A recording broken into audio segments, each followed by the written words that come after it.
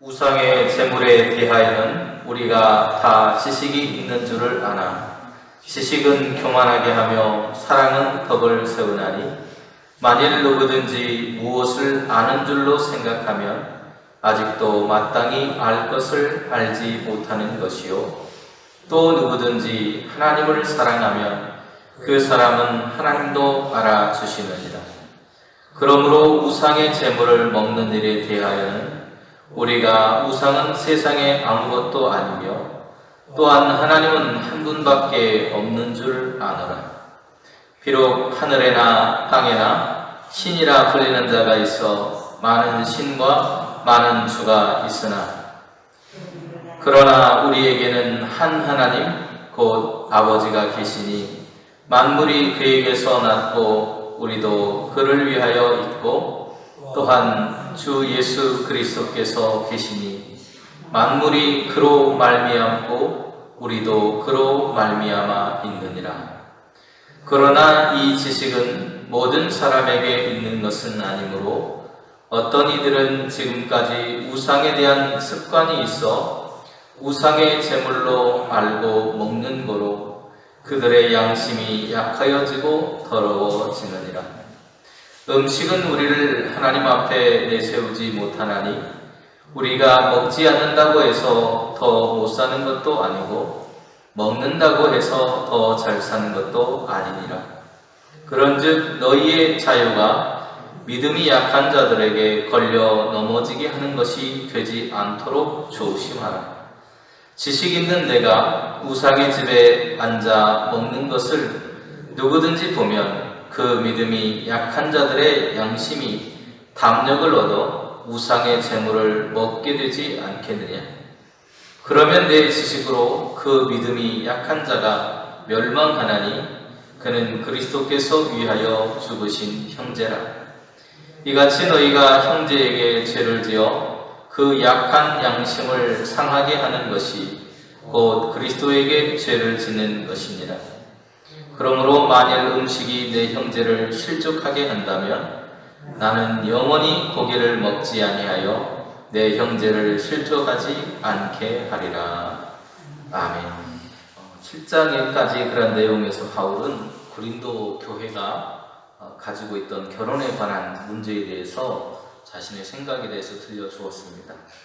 그리고 이제는 8장에서는 결혼의 문제에 대한 이야기가 끝이 나고 새로운 교회의 문제, 바로 우상을 섬기던 그 음식을 먹는 일에 대해서 그 제물에 대한 문제로 다투고 있던 교회의 문제를 바울이 다루고 있습니다. 고린도 지역은 우상을 숭배하는 모습이 참 많았던 그런 지역입니다. 그곳에서 우상에게 제물을 드렸던 음식들이 팔려 나오곤 했고요. 바울은 그 우상의 제물에 대한 원칙이 무엇인지 성도들에게 가르쳐줌으로 인해서 그들이 그 문제로 다투는 것을 멈추도록 하려고 하고 있는 것 같습니다. 오늘 본문을 보시면 지식에 의지하지 말라고 바울이 먼저 이야기합니다. 우상에게 바친 음식에 대한 논의는 고린도 교회가 그리스 로마 당시의 그런 세계의 사회적 연대에 어떤 방식으로든지 참여하고 있다는 것을 보여주고 있습니다. 1세기에 고린도에 있었던 거대한 신전들이 많이 있었는데요. 그곳에서는 결혼식이 있기도 하고 또 축하 공연 같은 것들이 있기도 하고 또 황제 숭배를 위한 축제 같은 것들이 벌어지기도 했습니다. 그래서 그곳에서 희생제사들이 드려지게 됐고 또 그 제사에 참여하는 것이 공동체의 삶에서 필수적인 것일 수밖에 없었어요. 그래서 축하한 후에 사람들이 우리가 결혼식이나 어떤 행사를 하고 나면 뭘 하죠? 꼭 음식을 나눠 먹습니다. 그건 동서양을 가르지 않고 동일한 것 같습니다. 자연스럽게 만찬의 장소로 이동되어서 사람들이 음식을 나눠 먹었다는 거예요. 특별히 이방 신전에서 열리는 축제에 참여하는 것은 사회적인 관계를 유지하고 또 후원자와 피보호자 간의 끈끈한 유대 관계를 형성하는 데 중요했기 때문에 사람들이 거기에 참여했던 것 같습니다. 당시에 태양신인 아폴로, 그리고 미의 여신인 아프로디테, 그리고 치유의 여신인 아스클레피오스라고 하는 그런 신등이 있었고요. 그래서 그들을 모시기 위해서 12개의 신전이 지어져 있었는데, 그 많은 신전들에서 제사를 지내고 또 거기에서 제물이 바쳐지게 되는데, 그 바쳐졌던 고기가 제물로 태워지고 일부는 사제에게 드려지고 또 나머지는 사람들이 그것을 나누어 먹었습니다. 그리고 그래도 남는 고기는 자연스럽게 시장으로 유통이 되어서 가난한 사람들이 그것을 사먹는 음식이 될 수밖에 없었다는 것이죠. 바울은 고린도 교회의 성도들에게 이러한 원칙을 인용하면서 이렇게 말합니다. 우리가 다 지식이 있는 줄로 압니다. 다 지식이 있는 사람이라고 생각한다는 거예요. 그래서 본문에서 바울이 말하는 지식은 우상 제물에 관한 지식을 말하고 있습니다. 여러분들이 우상 제물에 대한 지식이 있는 줄 압니다. 이렇게 말하고 있는 것이죠. 그래서 우상은 아무것도 아니고 제사 음식이 우리의 구원이나 삶에는 전혀 영향을 미칠 수 없다는 것을 말하고 있는 것입니다. 우리도 과거에 제사 음식을 먹어야 되느냐 말아야 되느냐 이거에 대해서 굉장히 많은 논란 그리고 그런 이야기들이 오고 갔던 것을 알 수 있습니다. 우리 교회 안에도 그런 일들이 많았었던 것을 볼 수 있어요. 그런데 그것이 비록 우리의 교회뿐만이 아니고 고린도 교회 안에서도 그런 문제들로 인해서 사람들이 다투고 있었다는 것을 알 수가 있습니다. 그런데 바울이 말하는 것은 우상은 아무것도 아니고 제사 음식이 우리의 구원에 어떤 영향을 미칠 수 있는 것이냐라고 했을 때 전혀 그럴 수 없다고 말하고 있습니다. 그것이 고린도 교회의 사람들이 가지고 있던 일반적인 지식이었다는 거예요. 그러나 그 지식을 통해서 우리는 교만해질 소지를 가지고 있다는 것입니다. 우리가 안다고 자만해서는 안 된다는 거예요. 그래서 2절 말씀에 뭐라고 말합니까? 만일 누구든지 무엇을 아는 줄로 생각하면 아직도 마땅히 알 것을 알지 못하는 것이다. 이렇게 말을 합니다. 바울은 지식만 있고 사랑이 없는 태도를 가져서는 또한 안 된다고 그들에게 권고를 하게 되는데요. 이렇게 말합니다.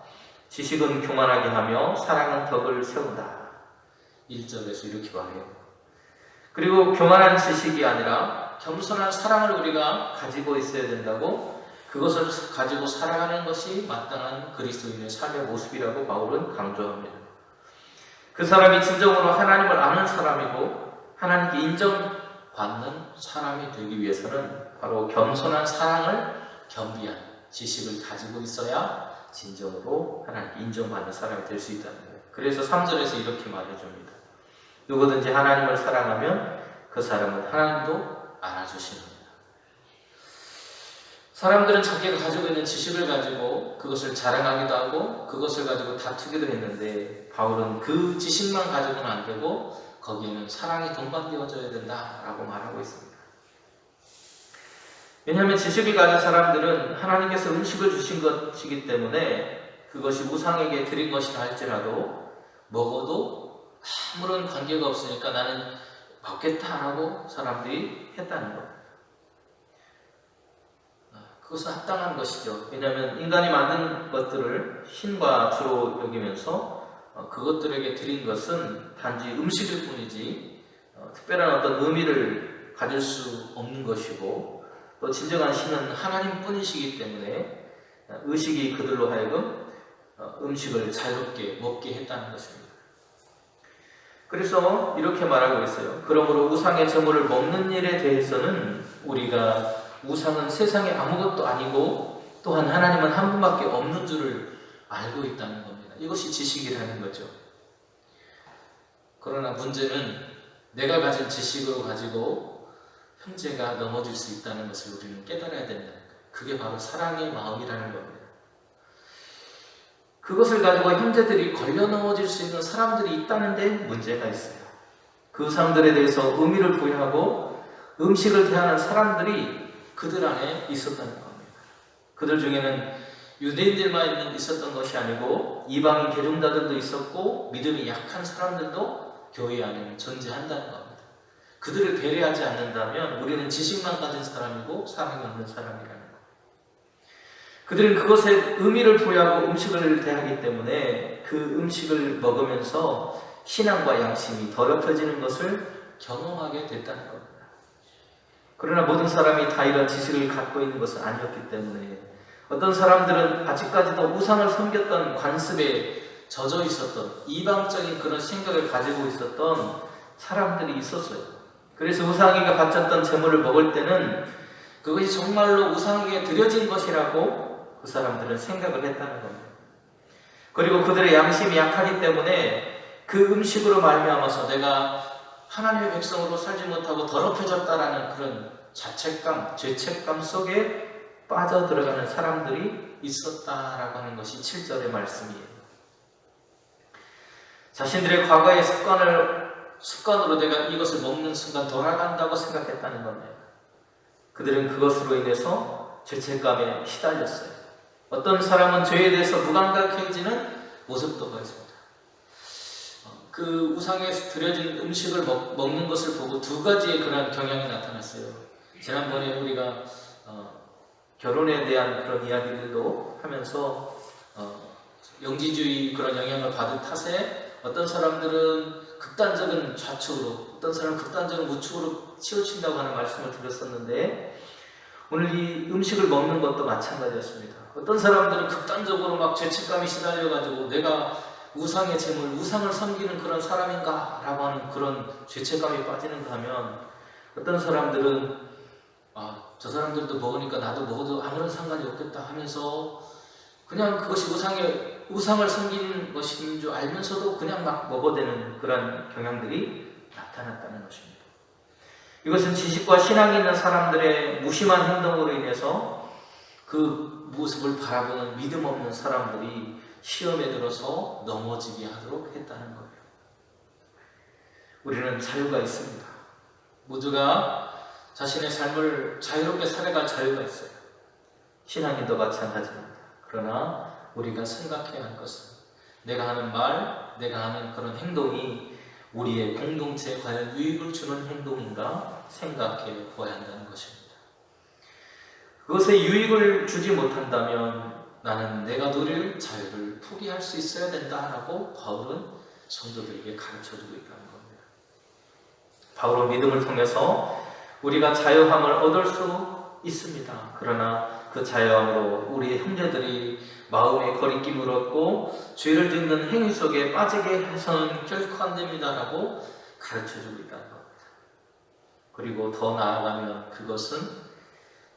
그런 행동은 죄 짓는 것입니다 라고 바울은 말해요. 12절에 이같이 말합니다. 너희가 형제에게 죄를 지어 그 약한 양심을 상하게 하는 것이 곧 그리스도에게 죄를 짓는 것이다. 하나님의 형상으로 지어진 받았고 하나님의 형상으로 살아가는 그리스도인이 넘어지게 된다면, 그를 넘어뜨리게 한다면 그것이 바로 죄를 짓는 것이라고 말하는 거예요. 우리는 행동할 수 있는 자유가 있습니다. 여전히 우리의 삶에 자유함이 있죠. 강한 양심을 가진 성도로서 우리는 자유를 누릴 수 있습니다.